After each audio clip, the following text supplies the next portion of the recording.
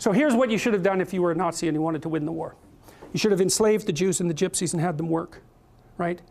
You should have had them work for the benefit of the victory, and then if you wanted to, you liquidate them afterwards. That's the logical thing to do if you want to win. And we assume that Hitler wanted to win. But that's not a very intelligent assumption. Why would you assume that? He wasn't exactly a good guy. So why should we assume that he was aiming at the good that he was promoting, even in his own terms, right? The glorious, everlasting Third Reich, right? That'll rule for 1,000 years and be a bastion of civilization and music, because that's the sort of thing he purported to be interested in. Well, so what do you do with the Jews and the Gypsies? Well, round them up, fine. Enslave them, fine. You don't kill them. You certainly don't devote a substantial proportion of your war resources while you're losing to accelerate the rate at which the extermination is taking place. Because that's a bit counterproductive, unless what you're aiming at is the maximum possible mayhem in the shortest period of time. Well, so what happened as the Germans started to lose the war? Did Hitler lose faith in his own ability? No, he believed that the Germans had betrayed him with weakness. And so he was perfectly willing to accelerate the rate at which Germany was losing the war. And so when Hitler and his minions had the choice, here's the choice.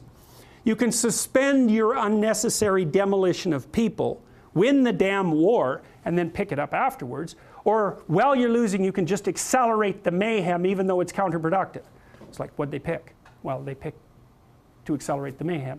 And so to me, there's an old psychoanalytic idea. I think this was derived by Jung.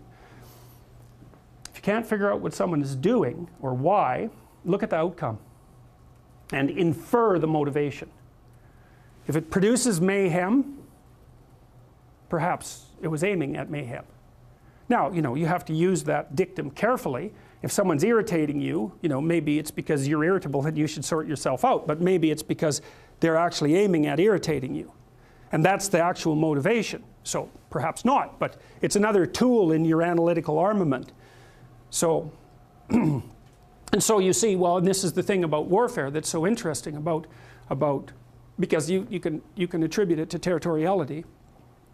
You can attribute it to a war for resources. That's what the, I would say, wretchedly simple-minded economists presume. People fight over scarce resources. It's like, hey, we're a little bit more sophisticated than that.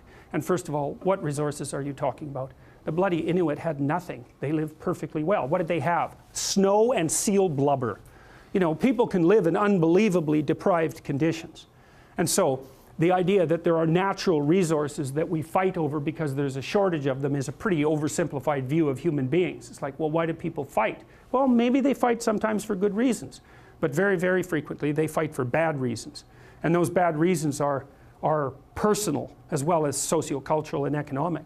If you were a Nazi prison guard, for example, whatever pathologies you were carrying around in your destructive little soul, whatever element of Cain was deeply embedded in you, had the opportunity to be manifest fully at every moment of your waking existence, right? You had these people who were completely beholden to you with no rights whatsoever, to whom you could do whatever your evil little heart determined.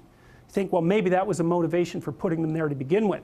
And all the cover story about, well, we're trying to build the Third Reich and we're trying to stabilize the state and we're trying to do all these good things. Maybe that's just a cover story for the real motivation, which is nothing but what?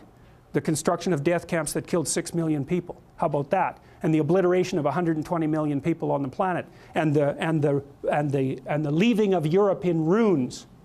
Maybe that was the motivation. Or are we going to attribute to Hitler the highest possible motives? Say, no, it's an archetypal manifestation of Cain. Now, he's going to put up a front that says, well, I'm your savior. It's like, well, destructive people think that Cain is their savior.